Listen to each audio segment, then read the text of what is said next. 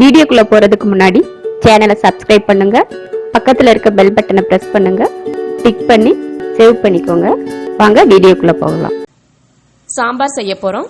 பொங்கல் அன்னைக்கு நிறைய காய் போட்டு சாம்பார் செய்வாங்க. அது எந்த மாதிரியான காயெல்லாம் போட்டு சாம்பார் செய்வாங்கன்னா, நம்ம நாட்டு காய்களை மட்டும் போட்டு சாம்பார் செய்வாங்க. மரத்தில் விளைஞ்சது, கொடியில் விளைஞ்சது, செடியில் விளைஞ்சது, வேரில் விளைஞ்சது, இந்த மாதிரி பார்த்து சாம்பார் செய்வாங்க. அது என்ன காய் அப்படின்றத இப்போ நம்ம பார்த்து சாம்பார் ரெடி பண்ணலாம். முருங்கைக்காய், கத்தரிக்காய், மாங்காய், உருளைக்கிழங்கு, இது அரசாணிக்காய், பரங்கிக்காய்னு சொல்லுவாங்க. இது கொஞ்சம் அவரைக்காய், மொச்சப்பயிறு, பச்சையாக இருக்க மொச்சப்பயிறு இது எடுத்திருக்கேன்.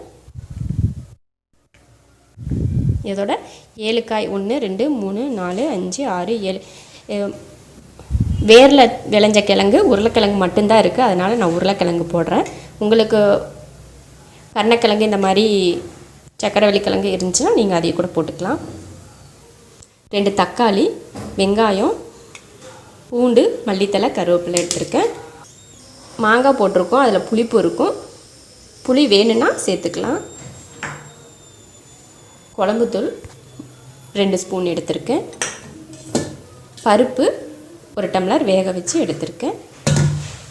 தேங்காய் கொஞ்சம் அரைக்கிறதுக்கு, தேங்காயும் வேணும்னா ஊற்றிக்கலாம்.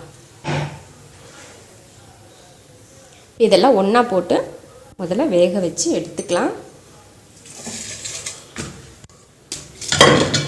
இதெல்லாம் குக்கரில் போட்டு தான் வேக வைக்கணும் அப்படிலாம் இல்லை. இது சீக்கிரம் எல்லாமே வெந்துடுற காய் தான். பூசணிக்காய், அரசாணிக்காயெல்லாம் சீக்கிரம் குழஞ்சிரும், அதனால் நம்ம சட்டியிலே வேக வச்சுக்கலாம் குக்கர் இல்லாமல்.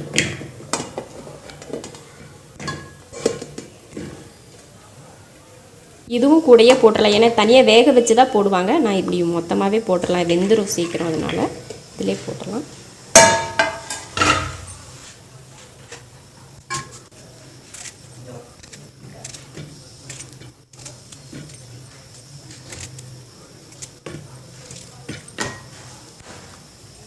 இதில் வெங்காயம், பூண்டு, கருவேப்பிலை எல்லாத்தையும் சேர்த்துடலாம். குழம்பு தூளியும் சேர்த்துடலாம்.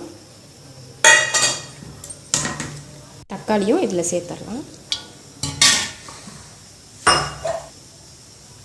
தேவையான உப்பு, தண்ணி சேர்த்துடலாம்.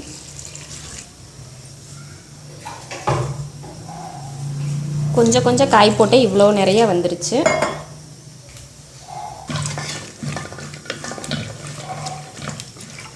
இதில் கொஞ்சம் நல்லெண்ணெய் கூட ஊற்றிக்கலாம், நல்லாயிருக்கும். இப்போ இதை வேக வச்சிடலாம்.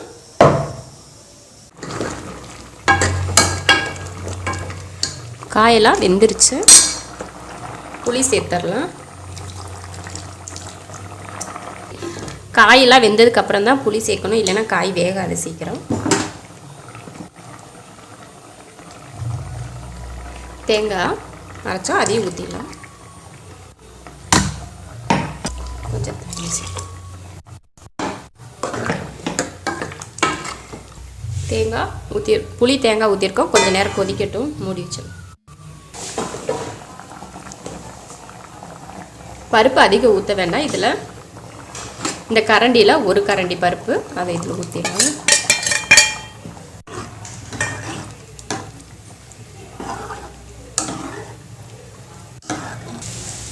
பருப்பு ஊற்றியாச்சு. பருப்பு வேகிறதுக்காக ஒரு 2 நிமிஷம் கொதிக்க வச்சுட்டு அதுக்கப்புறம் ஆஃப் பண்ணிக்கலாம். இப்போ கொதிக்கட்டும்.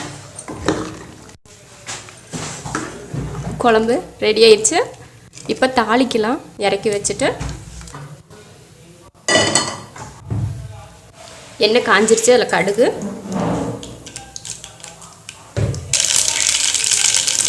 கருவேப்பிலை பொரிஞ்சதும் 2 வரமிளகாய்,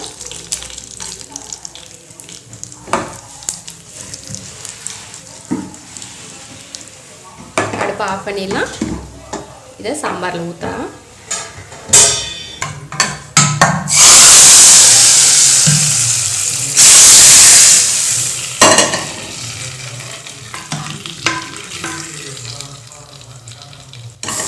சாம்பார் ரெடி ஆயிடுச்சு. இது போல் பொங்கலுக்கு நீங்களும் சாம்பார் செஞ்சு பாருங்கள். பிடிச்சிருந்தா லைக் பண்ணுங்கள். மற்றவங்களும் பார்க்கணுன்னு நினச்சா ஷேர் பண்ணுங்கள். மறக்காமல் சப்ஸ்கிரைப் பண்ணுங்கள். நன்றி. தமிழ் மக்கள் அனைவருக்கும் இனிய பொங்கல் நல்வாழ்த்துக்கள்.